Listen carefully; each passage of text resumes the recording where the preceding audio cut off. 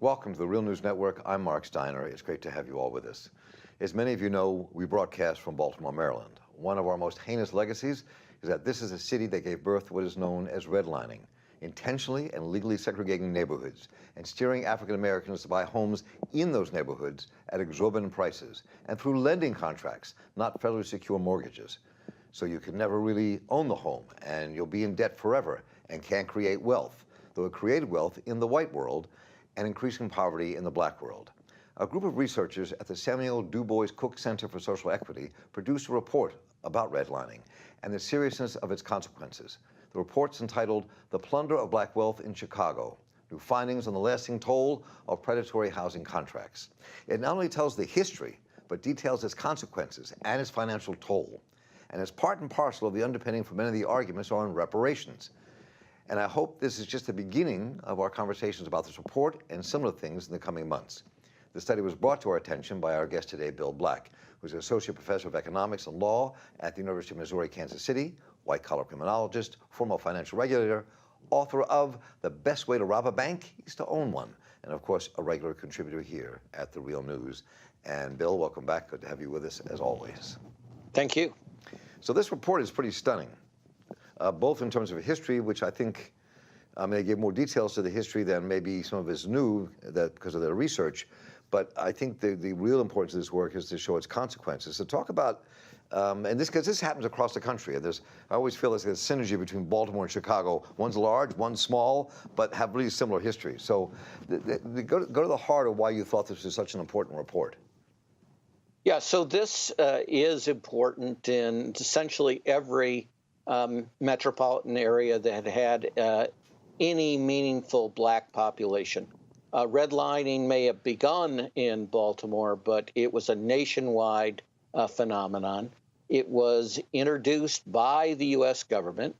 It gets its name because literally they would draw with a red pen on a map and not loan or not provide federal mortgage protection to any mortgages issued in that portion of the city. And what it was particularly aimed at was not neighborhoods that were already majority or almost exclusively black, but any change from an area that used to be overwhelmingly white to a area that was desegregated. The theory of this was, oh my God, prices will collapse because of white racism if somebody who's black moves into the neighborhood, and we, the federal government, are guaranteeing the lenders against losses. The lenders will suffer significant losses. They'll pass them on to us.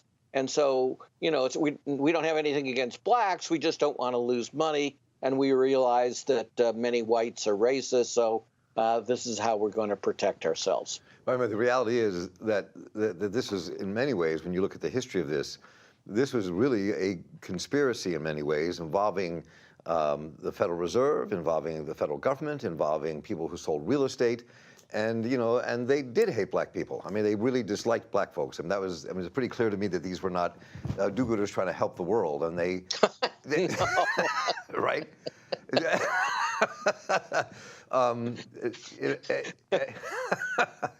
In fairness, they never claimed to be do-gooders out to protect the world. But yes, there's a very good book, a little dated now, American Apartheid, yes. That is filled with this history and a number of the consequences. But this study says, okay, what kind of predation occurred taking advantage of this redlining, right? And economists are finally starting to take predation seriously. So predation is where you do something that is incredibly slimy, but you have the political juice that it's never defined as criminal, all right? So predation in this sphere is not something that is less nasty than a crime.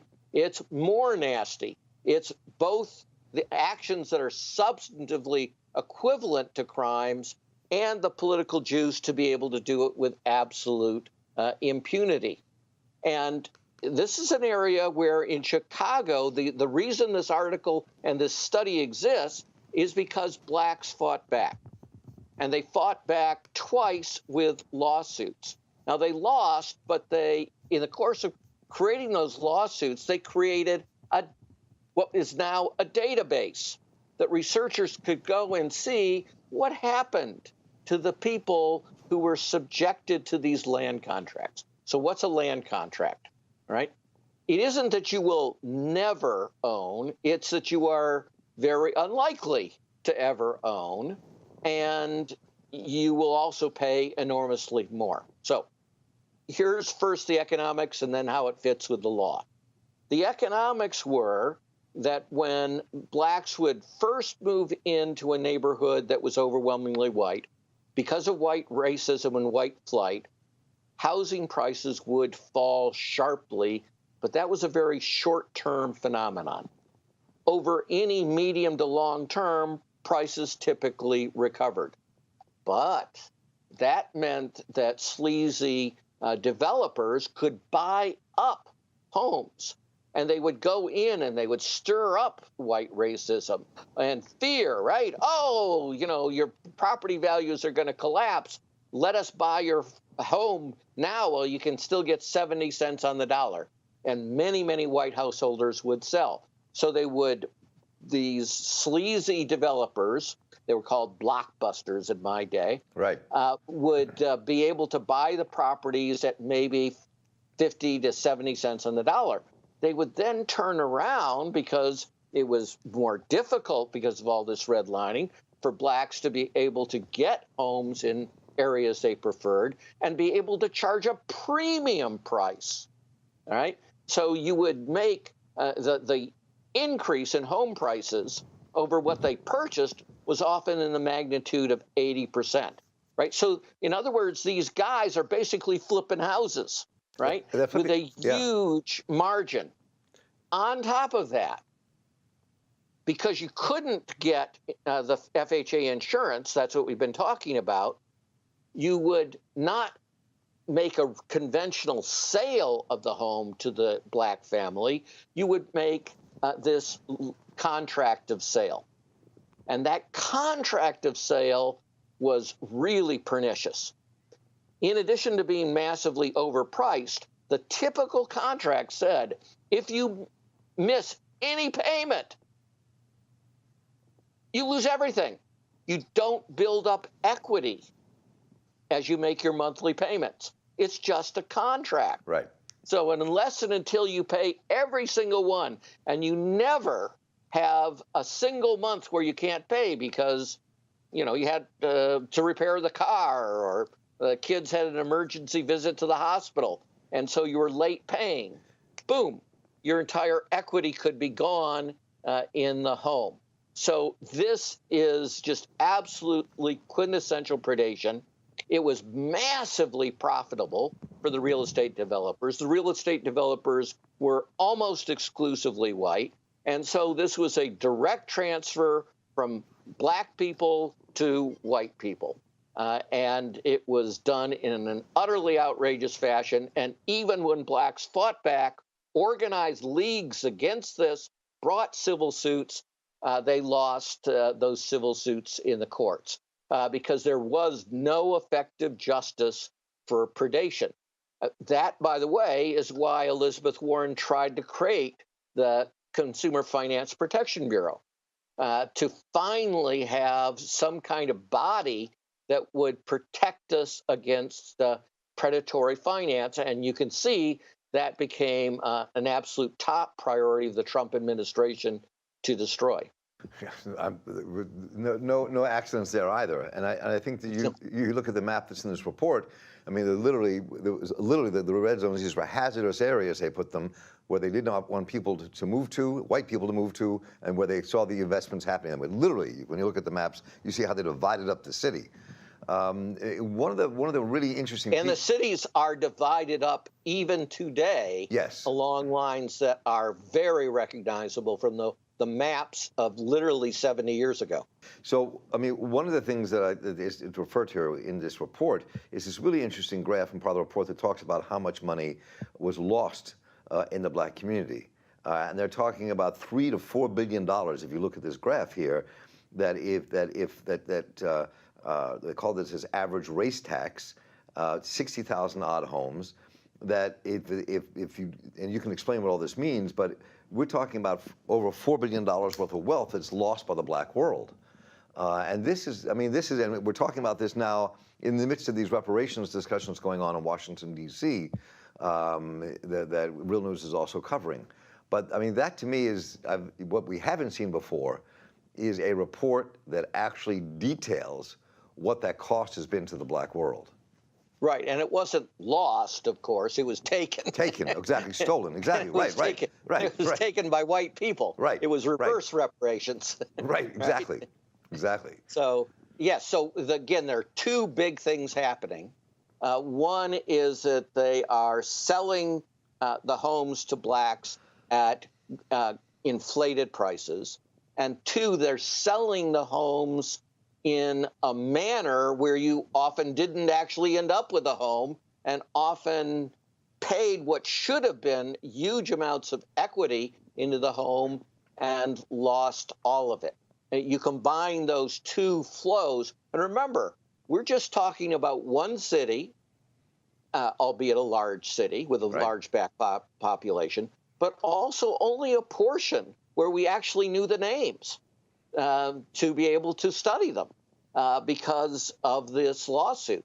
So the actual losses, even in Chicago, are dramatically larger than the $4 billion. And the losses nationwide to the black community, and again, it's not like you just lose the money in a rat hole. It's going to rats who happen to be white, is going to be vastly larger than that partial sum for Chicago.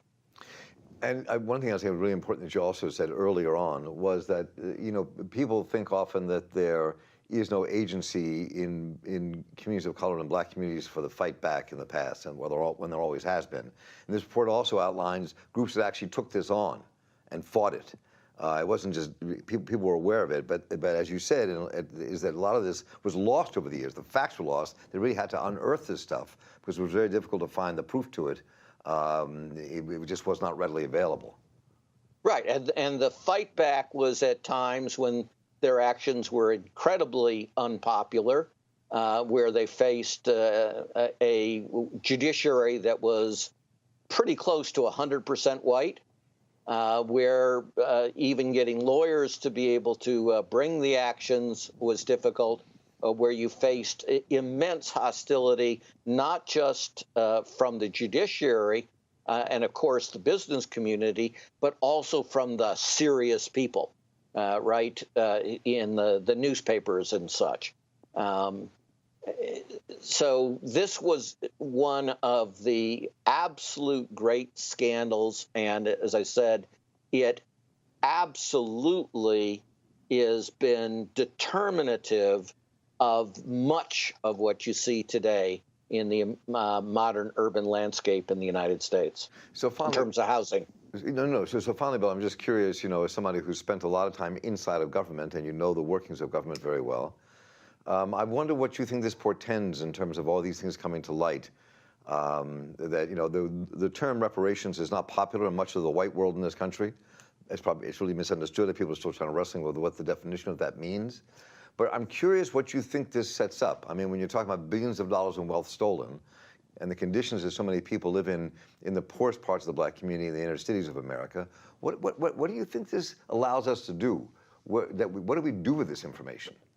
Well, first, we combine it with other information. This is a very important part, but remember, it's part. So there are also studies by the Federal Reserve Bank of St. Louis, a very conservative group of economists, that find that black and Hispanic households, where at least one member of the household had at least a 2-year associate degree, on average during the peak of the great financial crisis, that 10-year-ish period, lost 80% of their wealth. Now, the comparable figure for whites is under 30%. So there has been a catastrophic loss of black wealth, again, through systematic predation, where we actually have, in a number of cases, the business plans on how they deliberately targeted not just blacks, but blacks, Latinos, and in particular, elderly black women for these kinds of predatory lending scandals that led to the great financial crisis. There's another study that just came out the day we're filming this that says, if you look 10 years after someone starts their college studies, the average student will have paid off 60% of their debt, right? So they'll only have 40% of their debt left. So this is, of course, absurd and scandalous and crazy and self-destructive. But on top of that, the comparable figure for black women is that they are a further 12% in debt than when they started with these loans. So instead of owing 100 cents on the dollar, they owe 112 cents on the dollar for whatever the original amount that they borrowed.